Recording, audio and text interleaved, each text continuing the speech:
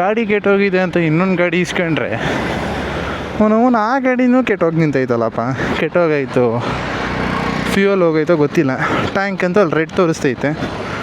At least self on ಆಗಬಾರ್ದ್ರ, self on ಆಗೋದು ನಿಂತು ಹೋಗೈತೆ. ದೇವ್ರಂಥ ಮನುಷ್ಯ ಗುರು.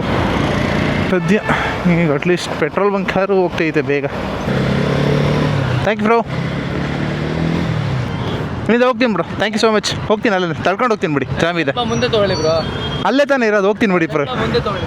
ಓಕೆ, ಅಲ್ಲಿಂದ ತಳ್ಕೊ ಬರ್ತದ್ದೆ. ಸದ್ಯ ಇನ್ನೊಬ್ರು ಸ್ಕೂಟಿರು ಯಾರೊಬ್ರು ಹೆಲ್ಪ್ ಮಾಡಿದ್ರು. ಹುಡುಗರಂದ್ರೆ ಹೆಂಗೆ ಗುರು, ಏನೇ ಒಂದು ಕಷ್ಟದಲ್ಲಿದ್ದರು ರ್ಯಾಂಡಮ್ ಆಗಾರ ಯಾರು ಹೆಲ್ಪ್ ಮಾಡಿಬಿಡ್ತಾರೆ.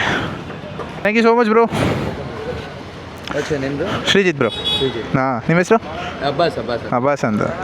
ಗಾಡಿ ನಂದು ಅಲ್ಲ, ನನ್ನ ಗಾಡಿ ಸರ್ವಿಸ್ ಸೆಂಟ್ರಲ್ಲಿದೆ. ಸೊ ಕಾಂಪ್ಲಿಮೆಂಟ್ರಿ ಕೊಟ್ಟಿದ್ರು ಇದನ್ನು. ಹಾಂ, ಇದನ್ನು ಬಂದು ಹಾಂ ಪೆಟ್ರೋಲ್ ಕೊಟ್ಟಿಲ್ಲ, ಪೆಟ್ರೋಲ್ 1 ಲೀಟ್ರ್ ಇದೆ ಅಂತ ಅಂದರು. 6 ಕಿಲೋಮೀಟ್ರೂ ಬಂದಿಲ್ಲ. ಡ್ಯೂಕ್ 390. ಥ್ಯಾಂಕ್ ಯು ಬ್ರೋ, ಒಂದು ಸೆಕೆಂಡ್. Thank you.